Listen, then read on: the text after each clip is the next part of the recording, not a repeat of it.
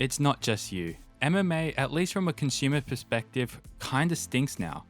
I know this isn't exactly a discovery of the atom type statement to make, with next to everyone with a platform expressing their distaste for the sport as of recently. And fan sentiment towards the UFC especially has been souring for a long time now. But for the longest time, I've been quite the defender of MMA as a whole, with the firm stance that MMA is actually in quite a healthy spot, especially if you're venturing out to the B and C leagues of the sport. But for reasons we will discuss, I've started my journey into the archetypal down bad doomer MMA fan who complains about everything, especially over the last 6 or so months when I'm really starting to notice things that to me are singling real long-term problems for MMA as a whole. My excitement in general for MMA is at an all-time low. I've been skipping prelims much more often now. I feel disconnected to most of who you would be considering the stars of the sport. I actively have a dislike for the UFC as a corporation, but the alternatives just aren't hitting like they used to. So in this video, we're going to have an unsolicited MMA therapy session, and I'm going to get it all out and discuss a few things that I think are stinking out what really should be one of the best consumer sports on the planet. I've had this discussion on the quote-unquote decline of MMA many times now. And my general point for years now is that it's almost not fair to look at MMA as a singular sport, and there are actually so many qualities or facets to MMA that allow it to appeal to different types of people. So with the UFC choosing to focus on the genuine sporting side of it, the professional athletes, and treating it more like a sports league with uniforms and rankings, which of course there's no problem with, but you do lose the Just Bleed audience that watch MMA for violence and trash talk while crushing Bud Lights. But luckily for them, that itch historically could be scratched elsewhere, outside of the UFC, especially with promotions like Pride and Elite XC, KSW, and nowadays eventually Octagon. And that's what I do. The easiest response to anyone who says they've lost interest in the UFC or don't follow it as closely as they once did is to introduce them to a new promotion. But recently, talking the last 6 or so months on my end, I personally struggled to make that recommendation. Outside of Octagon, I'm fairly confident in saying that every major organization is in a decline in terms of consumer entertainment value. My sweet baby Ryzen has been struggling to capture that magic that has made them the most entertaining MMA organization for me for years throughout the late 2010s. Primarily through sanitizing the product and holding too many events appropriate for their format and roster. Bellator doesn't even exist anymore, and PFL can't figure out A, how to make their tournament format work well consistently, and B, actually put on enough cards for their talented roster to compete on. One championship has effectively turned into a Muay Thai and kickboxing promotion, with MMA taking a backseat in their offerings, and this is reflected in what might be their weakest MMA roster since the first year of the promotion. I could make the case that the health of MMA is largely defined by the state of the major non-UFC organizations. The points in time when MMA was the hottest, at least one other major organization was hot, talking when Pride was hot or when Strikeforce was hot during the mid to late 2000s. Even more recently, One and Ryzen helped push along great stretches of MMA throughout the late 2010s. We can go case by case to figure out why all these major promotions are currently slumping, and there would be nuance and reasons specific to the individual organizations. But to generalize it, the major organizations, to me at least, are feeling like UFC light, meaning there just isn't enough to differentiate themselves from the UFC, whether that be through format or simply vibes. And with a smaller budget compared to the UFC, the value proposition to the consumer becomes less and less. A big thing the B leagues are losing, at least from my perspective, is that guaranteed banger fights top to bottom factor that you could rely on maybe a decade to half a decade or so ago. We kinda hate to say it, but having B-League cards filled with newbie professionals with questionable striking defense was a recipe for bangers.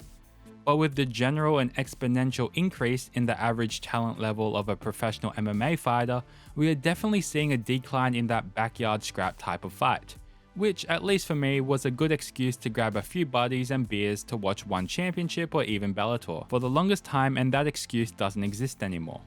Now, admittedly, it does feel a bit weird making the point that MMA fighters getting better at MMA is bad for MMA, And that's not exactly the point I'm trying to make, but I do think we're in this growing pain period where innovations in offensive output isn't on pace to innovations in defensive output, and at just below the absolute highest level of the sport, fight quality in a just bleed sense is suffering a little bit.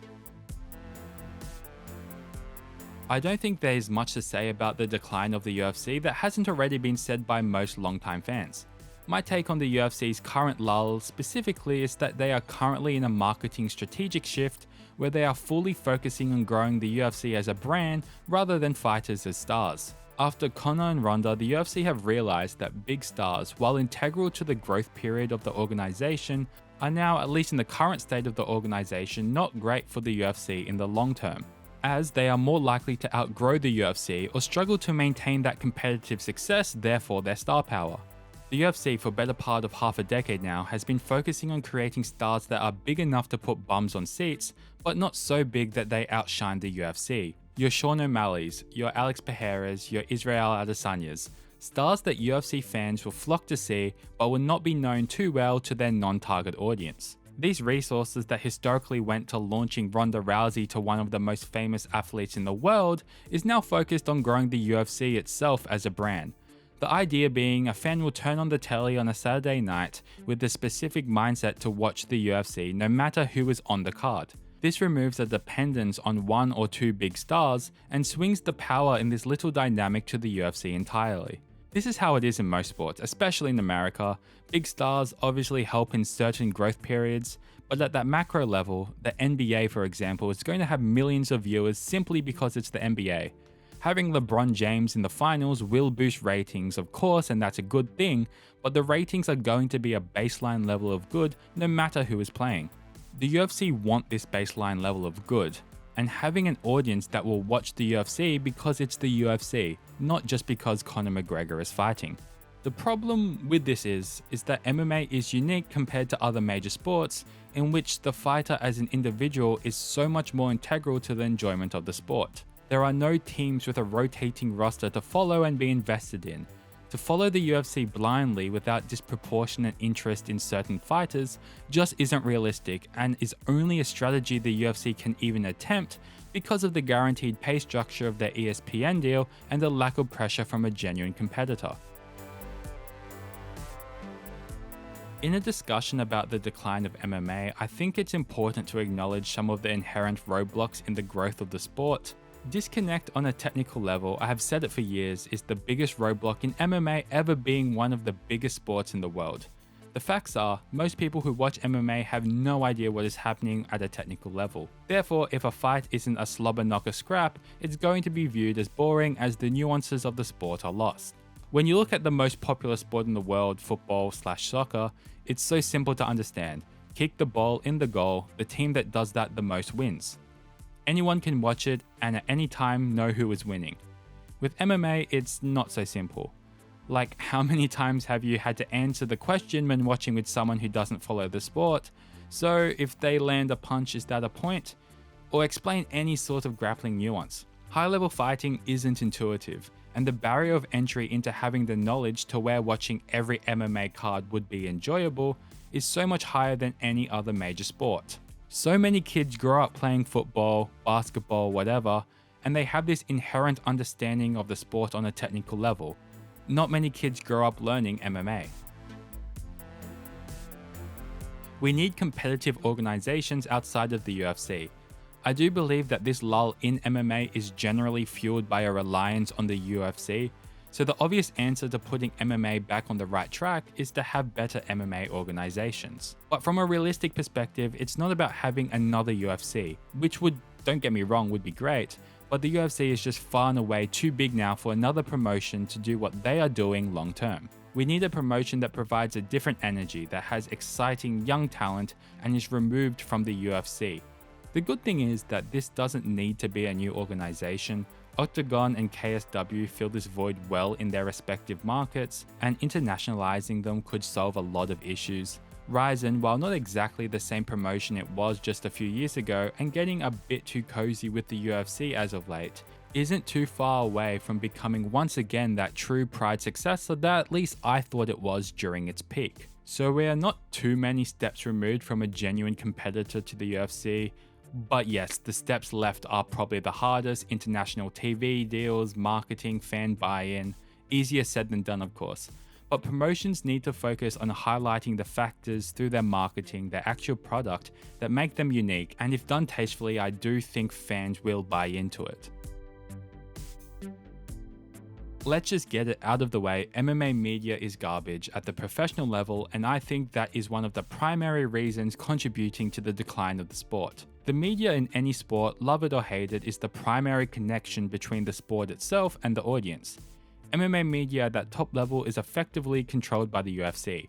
We've seen it time and time again that any sort of criticism or journalism towards the UFC that doesn't align with the interest of the company results in at best a major headache for the journalists. Because of this, every piece of media, again at that professional level, is just nothing more than a bootleg to the organization. We never learn anything, it's never interesting, it does nothing to actually promote the sport because it never feels genuine. And unfortunately, most of the journalists who actually do cover the sport with any sort of integrity aren't provided with that inside level of access that the bootlickers are. Much like the media, MMA marketing also sucks. Just does.